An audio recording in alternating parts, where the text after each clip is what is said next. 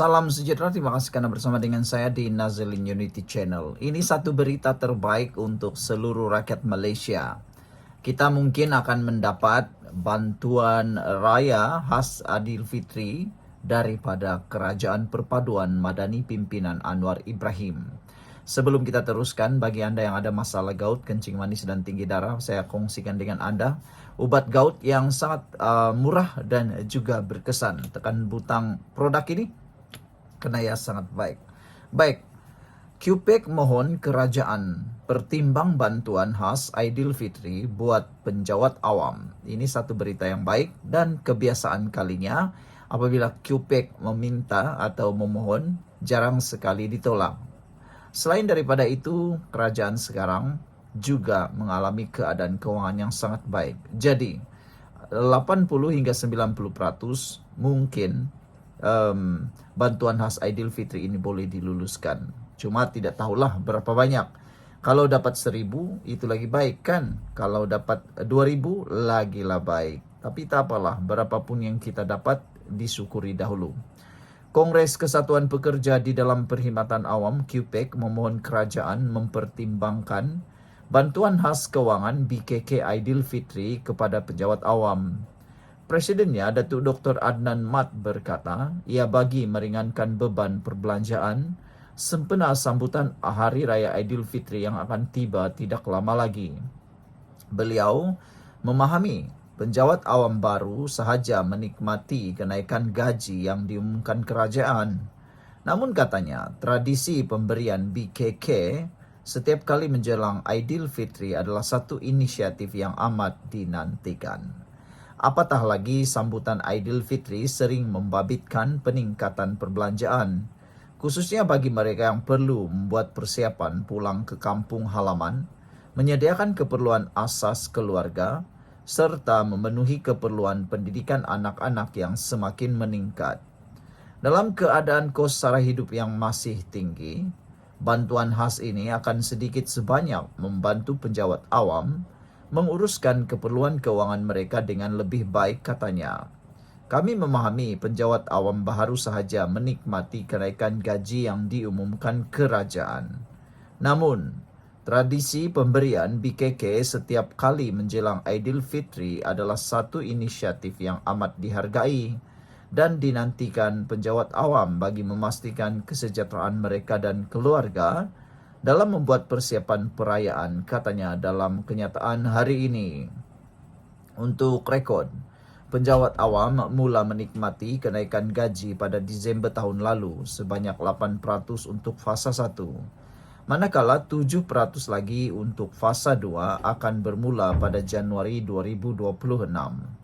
Sementara itu, Adnan berkata BKK bukan sahaja dinantikan penjawat awam tetapi juga memberi manfaat kepada peniaga bazar Ramadan dan peruncit yang turut bergantung kepada lebihan wang bantuan ini untuk meningkatkan hasil jualan mereka. Beliau berkata, apabila penjawat awam mempunyai lebihan kewangan untuk berbelanja, kesan limpahan ekonomi dapat dirasai oleh semua lapisan masyarakat termasuk usahawan kecil, peniaga makanan, serta sektor perkhidmatan lain yang bergantung kepada peningkatan kuasa beli rakyat menjelang perayaan. Sebagai tulang belakang perkhidmatan kerajaan, penjawat awam sentiasa komited dalam menjalankan tanggungjawab mereka kepada negara. Oleh itu, kami percaya kerajaan akan terus mengambil kira kepentingan dan kebajikan penjawat awam dengan mempertimbangkan pemberian BKK Aidilfitri pada tahun ini sebagai tanda penghargaan dan dedikasi mereka. QPEC amat menghargai perhatian dan pertimbangan kerajaan terhadap permohonan ini demi kesejahteraan penjawat awam yang terus berkhidmat dengan penuh keikhlasan dan tanggungjawab, katanya lagi. Sekian dulu untuk kali ini. Jangan lupa tinggalkan komen Anda. Salam sejahtera. Terima kasih karena bersama dengan saya di Nazilin Unity Channel. Ini satu lagi pendedahan yang pastinya menyusahkan Najib Tun Razak. Pendedahan kali ini ada yang menyatakan bahawa mungkin akan menyebabkan masalah besar kepada Najib. Hari ini di mahkamah menyatakan bahawa pindaan 1 bilion Amerika Syarikat dolar Tiada kelulusan lembaga pengarah 1MDB, kata saksi. Persoalannya, siapa yang luluskan kalau bukan lembaga pengarah 1MDB? Ikuti ulasan ini selepas ini, jangan lupa tinggalkan komen Anda. Baiklah, siapa yang ada masalah gout, tinggi darah, dan kencing manis, saya kongsikan dengan Anda satu produk yang terbaik. Saya bukan jual obat, tapi hanya berkongsi dengan Anda semua. Ada ramai yang sudah makan dan telah sembuh. Harganya sekarang murah, sebab saya kongsikan, karena saya tahu ramai penonton channel ini berusia lebih 50-an atau 40-an yang mungkin ada masalah gout. Jadi itu sebabnya saya kongsikan dengan Anda. Tekan butang produk ini, beli cepat selaginya ianya masih ada. Sediakan payung sebelum hujan, menjelang raya takut nanti kena gout pula lah kan. Oke, baiklah.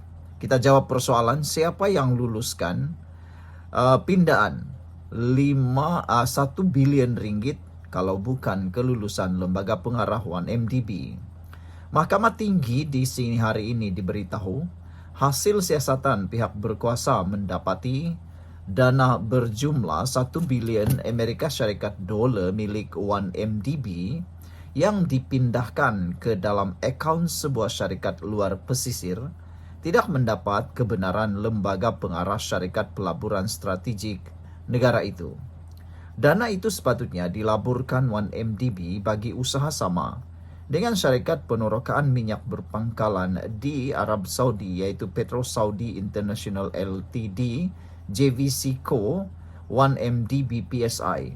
Bagaimanapun 700 juta US dollar dipindahkan ke akaun Goodstar Ltd, yaitu syarikat luar pesisir yang dikatakan milik ahli perniagaan dalam buruan Lo Tiak Jo atau Jolo. Usaha sama itu bagaimanapun tidak dimasukkan dengan PSI, sebaliknya melalui syarikat samaran yaitu Petro Saudi Holding Cayman Ltd, di mana ketua eksekutif PSI Tarek Obaid yang juga kenalan Jolo melaksanakan perjanjian bagi mewakili Petro Saudi Holdings. Saksi ke-11 pembelaan yang juga bekas Senior Assistant Commissioner SAC R. Rajagopal memberitahu mahkamah bahwa berdasarkan siasatannya tiada arahan dikeluarkan oleh lembaga pengarah 1MDB supaya dana berkenan dimasukkan ke dalam akaun syarikat Goodstar. Rajagopal yang menjawab soalan peguam Wan Azman Aiman Wan Fakhruddin berkata, hasil siasatan mendapati ia juga bertentangan dengan keputusan lembaga pengarah. Tiada arahan daripada lembaga pengarah 1MDB supaya 700 juta Amerika Syarikat dolar masuk ke akaun Goodstar.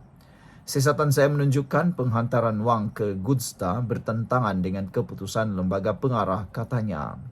Sepanjang perbicaraan yang bermula sejak 2019, bukti lisan dan dokumen telah dikemukakan di mahkamah untuk menunjukkan bahawa entiti luar pesisir itu pada satu ketika telah dikatakan sebagai anak syarikat PSI. Menurut pasukan pembelaan Najib, bekas Perdana Menteri dan Menteri Kewangan itu tidak mempunyai pengetahuan atau pembabitan dalam salah laku Dewan MDB dan penyelewengan didalangi oleh Jolo serta ahli pengurusan syarikat itu. Pada perbicaraan sebelum ini, mahkamah diberitahu bahawa ahli lembaga pengarah 1MDB Muhammad Baki Saleh tidak berpuas hati dengan pembayaran 700 juta US dollar ke akaun Goodstar. Bekas Ketua Pegawai Eksekutif 1MD Sarul Azral Ibrahim Helmi yang memberi keterangan ketika itu berkata beliau melaporkan status terkini usaha sama itu di mana 1MDB membayar sahamnya sebanyak 1 bilion Amerika Syarikat dolar dalam dua transaksi berbeza, masing-masing 700 juta US dollar ke akaun Goodstar dan 300 juta ke akaun JVC Co. Sahrul Azhar berkata Bake mempersoalkan tindakan itu dan meminta justifikasi mengapa 1 bilion US dollar tidak dimasukkan ke akaun JVC Co, dan beliau menjelaskan seperti dimaklumkan Jolo, iaitu akaun Goodstar adalah milik PSI dan bayaran itu adalah untuk pendahuluan dari pihak PSI ke JVC Co. Mahkamah juga sebelum ini diberitahu bahwa tiada seorang pun daripada ahli lembaga pengarah 1MDB mengetahui 700 juta Amerika Syarikat dolar dipindahkan ke akaun sebuah syarikat yang dimiliki Jolo. Perjanjian usaha sama JVCO 1MDB PSI telah meninggalkan hutang berjumlah 700 juta Amerika Syarikat dolar yang berpunca daripada pindaan dana berkenan. Najib sedang membela diri terhadap 4 pertuduhan menggunakan kedudukan beliau ketika itu untuk memperoleh suapan berjumlah 2.3 bilion dana 1MDB dan 21 pertuduhan pengubahan wang haram membabitkan jumlah yang sama. Perbicaraan di hadapan Datuk Hakim Colin Lawrence Square di Istana Kehakiman bersambung 24 Mac ini. Sekian dulu untuk kali ini. Jangan lupa tinggalkan komen anda.